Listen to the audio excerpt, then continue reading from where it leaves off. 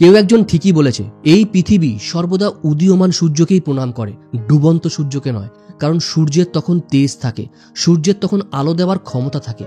সুতরাং এই পৃথিবী তাকেই সম্মান করে যার কাছ থেকে কিছু পাওয়ার আশা থাকে। নমস্কার, আমি সুজিত। একটা সুন্দর গল্পে আপনাকে স্বাগত। এই গল্পটা হচ্ছে একজন পুলিশ কমিশনারের, যিনি সদ্য রিটায়ার করে তার কোয়ার্টার ছেড়ে একটা এলিট সোসাইটিতে গেছে ফ্ল্যাট কিনে, এবং সেখানে গিয়ে তিনি প্রত্যেক দিন সকালবেলা মর্নিং ওয়াক এবং সন্ধ্যাবেলা বিকালে হাঁটতে বেরোন।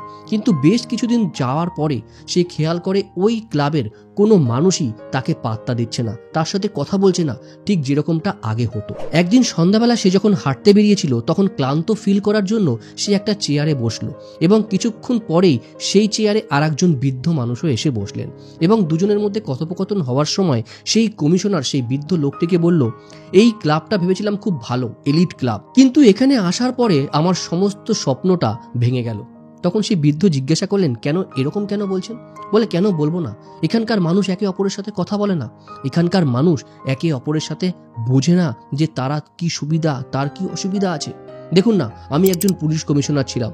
প্রত্যেক দিন সকালবেলা থেকে সন্ধ্যা পর্যন্ত প্রচণ্ড মিটিংয়ের ভিতরে প্রচণ্ড মানুষের সাথে কমিউনিকেশন করে আমার দিন কাটতো। শুধু তাই নয়, অ্যাপয়েন্টমেন্ট ছাড়া আমি কারোর সাথে কথা পর্যন্ত বলতাম না। কিন্তু দেখুন, এখানে আমাকে কেউ চেনে না, কেউ আমার সাথে একটু কথাও বলতে আসছে না। এখানে মানুষজনরা কিছু কিছু বোঝে না নাকি? এই সমস্ত কথাবার্তাগুলো সেদিন বলল।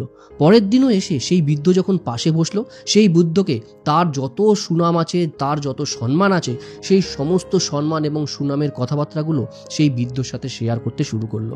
কিন্তু অবাক করা বিষয় হচ্ছে, সেই বৃদ্ধটি কে সেটা জানারও একবারও প্রশ্ন মনে করলো না। এবার তার কথা শুনে এবার সেই বৃদ্ধ মনে মনে একটু হাসলেন।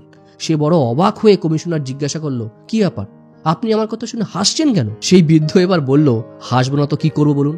আপনার সাথে লাস্ট 4 দিন ধরে আমি কথা বলছি, কিন্তু আপনি একবারও আমার নাম জিজ্ঞাসা করেছেন?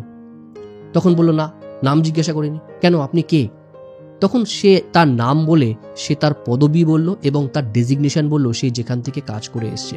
সে তার পরিচয় বলল, আমি একজন সায়েন্টিস্ট ছিলাম এবং ইসরো সায়েন্টিস্ট ছিলাম। সে শুনে তখন অবাক হয়ে গেল। সে তখন তার সাথে অনেক কমিউনিকেশন করলো। বলল, ওই যে দেখুন নীল গেঞ্জি পরা যে লোকটা আসছে, ও রেলের জেনারেল ম্যানেজার ছিল। পাশে আরেকটি লোককে দেখলো, বলল যে ওই যে বর্মাজি আসছে না, ওই বর্মাজি স্টেট ব্যাংকের জেনারেল ম্যানেজার ছিল। এখানে যে কজন লোক রয়েছে না, সেই কজন লোক একজন উচ্চ পদস্থ কর্মচারী ছিলেন, কিন্তু ছিলেন, এখন নয়। ঠিক যেমন আপনিও কিন্তু কমিশনার ছিলেন, এখন নয়। আপনি নিজেই বলুন না, আপনি তো নিজেও স্বীকার করলেন যে এখন আপনার সাথে কেউ কথা বলতে আসে না। কেন আসে না তার কারণটা একবারও ভেবেছেন? এই কথাগুলো শুনে সেই কমিশনার প্রচণ্ড বিস্ময়ের সাথে চিন্তা করে বলল, না, সেটা তো কখনো ভাবিনি। তখন সেই উত্তরে সায়েন্টিস্ট বললেন যে এর কারণ হচ্ছে, আমরা হচ্ছে সবাই বাল্ব। সেই বাল্ব, যেই বাল্বের এখন কোনো আলো নেই। অর্থাৎ আপনি 5 ওয়াট বা 50 ওয়াট, যে ওয়াটেরই আলো হন না কেন, নতুন অবস্থায় আপনার একটা সম্মান আছে, আপনার একটা গুরুত্ব আছে, কারণ আপনি মানুষকে কিছু দিতে পারবেন। কিন্তু আপনার যখন সেটা ফিউজ হয়ে গেল, আপনার যেটা যখন ডুম হয়ে গেল, আপনার ভেতরে তখন আর দেওয়ার কিচ্ছু নেই, তখন মানুষ আপনাকে এইভাবেই দূরে ছুঁড়ে ফেলে দেবে। এটা আপনি মানুন চাই না মানুন, এইটাই আমাদের লাইফের সবচেয়ে বড় ফ্যাক্ট। সায়েন্টিস্টের এই কথাগুলো শোনার পর সেই কমিশনার নিজেও রিয়ালাইজ করলেন যে সত্যিই তো, আমিও তো এই ক্লাবে আসার পরে কারোর সাথে কোনো কথা বলিনি, কাউকে এটা জিজ্ঞাসা করিনি যে তুমি কে। ইভেন আমার পাশে যে ভদ্রলোক একজন সায়েন্টিস্ট, তার কথাও জিজ্ঞাসা করিনি যে সে একজন কি, কোথা থেকে এসছে, তার কি ব্যাকগ্রাউন্ড। এটাই আমাদের লাইফে হয়। আমরা সবসময়ের জন্য নিজের কথা, নিজের কি ইমেজ আছে, সেটাই মানুষের সাথে শেয়ার করার জন্য ব্যস্ত হয়ে পড়ি। একটা কথা আছে না, যে সবসময় যেন বলো কম শোনো বেশি, কথাটা কিন্তু ভীষণ গুরুত্ব আছে।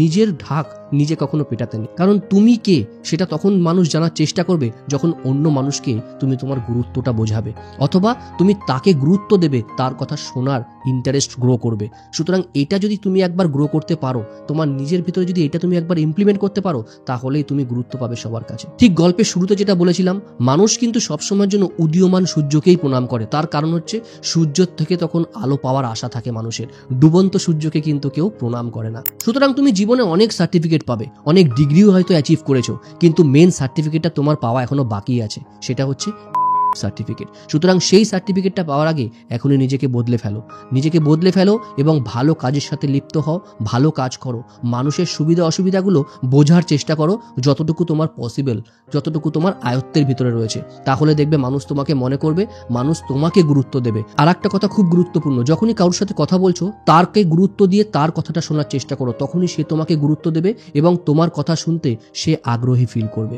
এটা অবশ্যই মনে রেখো। আর সবসময়ের জন্য ভালো কাজ করো, always be good and do good. যদি গল্পটা ভালো লাগে অবশ্যই বন্ধুদের সাথেও শেয়ার করতে পারো। আর প্রত্যেক শনিবার দিন সন্ধ্যা 7:30টার সময় এরকম ধরনের গল্প শোনার জন্য ইনসাইড সুজিত চ্যানেলে ভিজিট করতে পারো। শেষ করার আগে সবসময় যেটা বলি, মা বাবার আশীর্বাদ, ঈশ্বরের আশীর্বাদ আর আপনজনের আশীর্বাদ নিয়ে এমন কিছু কাজ করো যেটা থেকে সবাই তোমার মতো করতে চাইবে, কারণ জীবন তো একটাই।